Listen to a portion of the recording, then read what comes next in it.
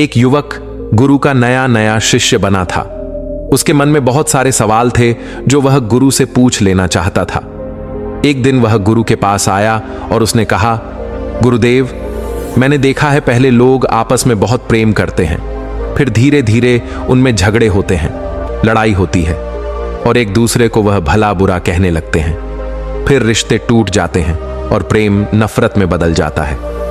ऐसा क्यों होता है? गुरु ने कहा, यह जानने के लिए तुम्हें मेरे साथ चलना होगा। गुरु शिष्य को लेकर एक गांव में पहुंचे। वहां एक घर के द्वार को उन्होंने खटखटाया।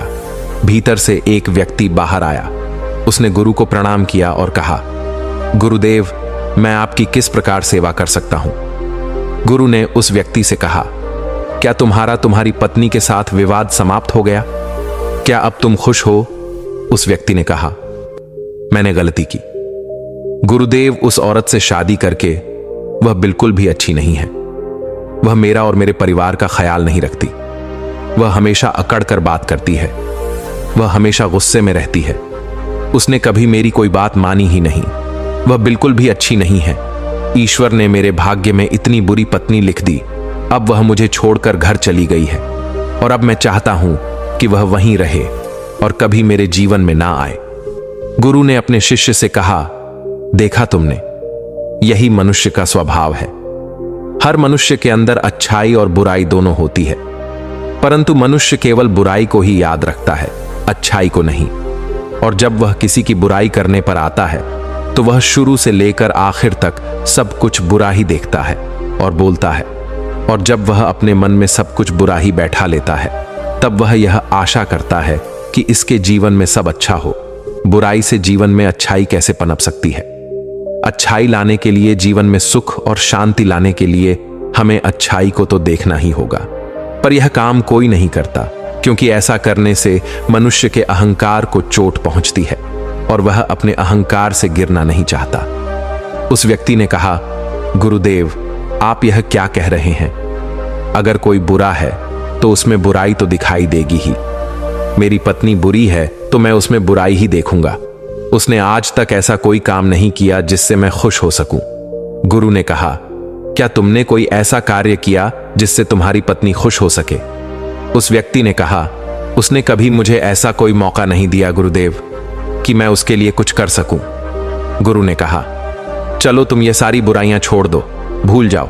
अपनी पत्नी की कोई एक अच्छाई याद करो और मुझे बताओ। उस व्यक्ति ने कहा, एक बार मेरी मां बहुत बीमार हुई थी, तब उसने उनकी बहुत सेवा की थी। उस समय उसने दिन रात का भी ध्यान नहीं रखा था। गुरु ने कहा, क्या इसके अलावा तुम्हें कोई और अच्छाई याद आ रही है? उस व्यक्ति ने कहा, हाँ, वह हमेशा समय पर उठती थी और वह मेरे माता पिता और मेरे खाने का बहुत ख्याल रखती थी।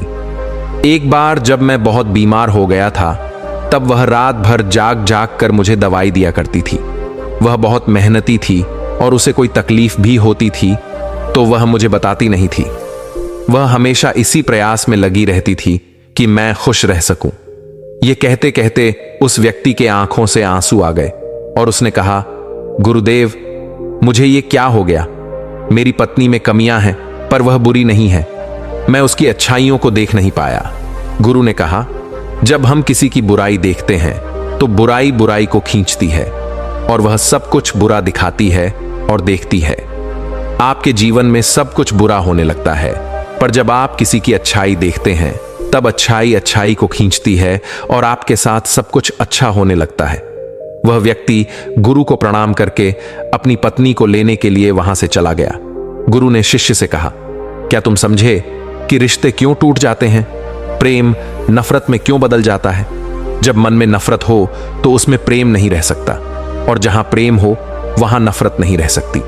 हम अपने मन में क्या रखना चाहते हैं, यह हम पर ही निर्भर करता है। शिष्य ने गुरु से कहा, गुरुदेव, मैं आपकी बात बहुत अच्छी तरह से समझ गया हूं। मेरा एक और प्रश्न है, क्या आप मुझे इसका उत्तर देंगे? गुरु ने कहा, अवश्य, तुम पूछ सकते हो। शिष्य ने कहा, गुरुदेव, इस दुनिया में सबसे मुश्किल कार्य क्या है? गुरु ने कहा, इस दुनिया का सबसे मुश्किल कार्य एकांतवास में रहना है। शिष्य ने कहा, इसमें मुश्किल क्या है? एकांत में तो कोई भी रह सकता है।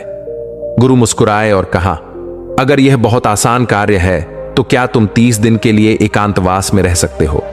तुम्हें 30 दिन के लिए कहीं नहीं जाना, एक गुफा में रहना है। तुम बाहर किसी भी व्यक्ति से संपर्क नहीं करोगे, ना ही गुफा के भीतर किसी तरह के कार्य में व्यस्त रहोगे, सिर्फ शांत और एकांत रहोगे। क्या तुम कर सकोगे? शिष्य ने कहा, लेकिन गुरुदेव, यह करके क्या होगा? इससे क्या मिलेगा? गुरु ने कहा, जो मिलेगा वह तो तुम्हें पता चल ही जाएगा। बात यह है कि क्या तुम इतना आसान कार्य कर सकोगे? शिष्य तैयार हो गया। गुरु अपने शिष्य को एक गुफा की ओर ले गए और उन्होंने वहां उसके 30 दिन के खाने पीने का इंतजाम कर दिया और कहा, गुफा का द्वार खुला है। जब तुम्हें लगे कि तुमसे यह नहीं हो रहा तो तुम बाहर आ सकते हो। शिष्य गुफा के अंदर चला गया। पहले दिन उसने बहुत आराम से अपना समय काट लिया। दूसरे दिन उसे अजीब सा महसूस होने लगा। उसका मन बार बार बाहर की ओर भाग रहा था। उसे बेचैनी हो रही थी। वह इधर उधर टहलने लगा, घबराने लगा। जैसे तैसे करके उसने दूसरा दिन भी निकाल लिया। तीसरे दिन वह बहुत बेचैन हो गया। उसने सोचा कि वह यह क्या बेकार का काम कर रहा है। बाहर पता नहीं क्या क्या हो रहा होगा और वह यहां गुफा में बैठा है। वह तीसरे दिन ही गुफा से बाहर आ गया और गुरु के पास पहुंचा। शिष्य को देखते ही गुरु ने कहा, मैं तुम्हारा ही इंतजार कर रहा था। 30 दिन एकांत में रहने की बात हुई थी, तुम तो 3 दिन में ही बाहर आ गए। शिष्य ने कहा, पता नहीं गुरुदेव, पर मैं भीतर से बहुत बेचैन हो रहा था। बार बार बस बाहर जाने का मन कर रहा था। इन 3 दिनों में मैं एकांत भी नहीं साध पाया। मन में बहुत सारे विचार, भावनाओं और बहुत कुछ चल रहा था। कोई मुझे जबरदस्ती बाहर की ओर खींच रहा था। गुरु ने कहा, वह कोई और नहीं, तुम्हारा मन था। मन को एकांत पसंद है ही नहीं। वह हमेशा किसी दूसरे को ढूंढता रहता है। जब उसे कोई दूसरा दिखाई नहीं देता, उसे कोई दूसरा नहीं मिलता, तो वह भी बेचैन हो जाता है, क्योंकि उसका वजूद दूसरों से ही है। अगर दूसरे नहीं होंगे तो मन की शक्ति खो जाएगी और वह तुम पर से अपना नियंत्रण खोने लगेगा। इसीलिए वह जल्द से जल्द तुम्हें बाहर की ओर ले जाना चाहता था और तुम बाहर आ गए। शिष्य ने कहा, गुरुदेव, आप सत्य कहते हैं। एकांतवास करना दुनिया का बहुत ही मुश्किल कार्य है। गुरु ने कहा, तुमने यह नहीं पूछा कि इस दुनिया का सबसे आसान कार्य क्या है? शिष्य ने कहा, गुरुदेव, मेरे मन में यह सवाल भी था, पर मैं पूछ नहीं पाया।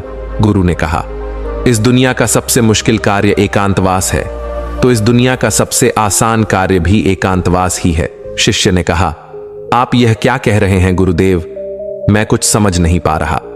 गुरु ने कहा, एकांतवास हमारा स्वभाव है। हम अपने स्वभाव से दूर हो गए हैं। मन के बनाए जाल में हम हमेशा किसी दूसरे को ही ढूंढते रहते हैं और अपने एकांत को खो बैठते हैं। एकांत को साधना नहीं पड़ता, बल्कि वही हमारा स्वभाव है। शिष्य ने कहा, अगर एकांत हमारा स्वभाव है और यह बहुत आसान है, तो मैं क्यों 3 दिन में ही उस गुफा से बाहर आ गया? क्यों मुझे वहां रहना इतना मुश्किल लगा? क्यों मैं वहां भी बेचैन हो गया? गुरु ने कहा, जब तक एकांत तुम्हारे भीतर से उत्पन्न नहीं होगा, तब तक चाहे तुम किसी गुफा में बंद करके ही क्यों ना रखे जाओ, तुम एकांत में नहीं रहोगे। वहां भी तुम अपने आसपास भीड़ इकट्ठी कर लोगे और वह भीड़ तुम्हारे मन के भीतर होगी। गुरु शिष्य को अपने साथ एक नदी के पास ले गए और कहा, इस नदी पर बांध ना हो तो तुम्हें कितना समय लगेगा? क्या तुम उसे आज के आज बांध सकते हो? शिष्य ने कहा, नहीं गुरुदेव, 1 दिन में यह कैसे होगा? 2 दिन, 3 दिन या 4 दिन में भी नहीं होगा। इसमें तो बहुत समय लगेगा। धीरे धीरे बांध की तैयारी होगी। उसकी हर समस्या को देखा जाएगा और उससे निपटा जाएगा और धीरे धीरे समय के साथ बांध तैयार होगा। गुरु ने कहा, ठीक कहा तुमने। ठीक इसी प्रकार मन की नदी पर धीरे धीरे बांध बांधा जाता है। 1, 2 या 3 या 4 दिन में नहीं, धीरे धीरे समय लगाकर यह किया जाता है। शिष्य ने कहा, गुरुदेव, मैं आपकी बात समझ गया हूं।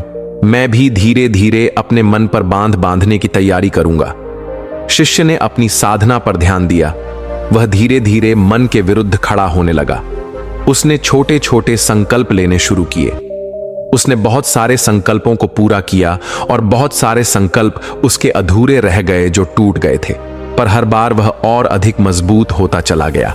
उसका अपने ऊपर नियंत्रण पहले से मजबूत होता जा रहा था। धीरे धीरे उसके छोटे छोटे संकल्प बड़े संकल्पों के रूप में उभरने लगे।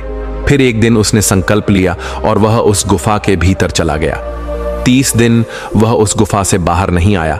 जब 30 दिन गुजर गए तो गुरु को अपने शिष्य की चिंता हुई और वह गुफा के भीतर चले गए। उन्होंने देखा कि उनका शिष्य बिल्कुल शांत होकर एक स्थान पर ध्यान में बैठा हुआ है। गुरु को देखते ही शिष्य खड़ा हो गया और उन्हें प्रणाम कर कहा, गुरुदेव, आप सत्य कहते थे। एकांतवास करना बहुत ही आसान कार्य है। एकांत ही हमारा स्वभाव है और यही हमारी प्रकृति है। इसके लिए कुछ भी करना नहीं होता। यह है, बस हमें दिखाई नहीं देता। शिष्य गुरु के साथ उस गुफा से बाहर आ गए। अब आप सोच रहे होंगे कि इस एकांतवास की कहानी का मतलब क्या है। वास्तव में एकांत वह चीज है जो आपको सत्य दिखाता है, जो आपको शांति दिखाता है। आप अपने जीवन में बहुत छोटी छोटी चीजों में उलझे रहते हैं, जो इतनी मामूली है कि जिनके होने या ना होने से कोई फर्क नहीं पड़ता, पर आपके जीवन में वह बहुत मायने रखती है और आपका जीवन उनके चारों ओर घूमता रहता है। आप वहीं के वहीं भटकते रहते हैं। इस दुनिया में कोई नहीं बचा, चाहे कोई कितना भी बढ़ाओ व्यक्ति क्यों ना हो, कितनी भी अकड़ के साथ क्यों ना खड़ा हो, सब मिट्टी में मिल गए हैं। राजा हो, भिखारी हो, शक्तिशाली हो या कमजोर साधु हो या संत हो, कोई भी हो, किसी की अकड़ बाकी नहीं रही। जिन छोटी मोटी चीजों के लिए आज आप इतना लड़ते झगड़ते रहते हैं, क्या करोगे? इन सब चीजों का कुछ पल ही लगते हैं शरीर को मिट्टी बनने में और तुम ऐसे लड़ रहे हो जैसे कि तुम हमेशा यहीं रहने वाले हो। इस कहानी से आपने क्या समझा? अपने विचारों को, अपने भावनाओं को एक कमेंट के माध्यम से जरूर बताएं। क्या पता आपके एक कमेंट से किसी का जीवन बदल जाए। धन्यवाद।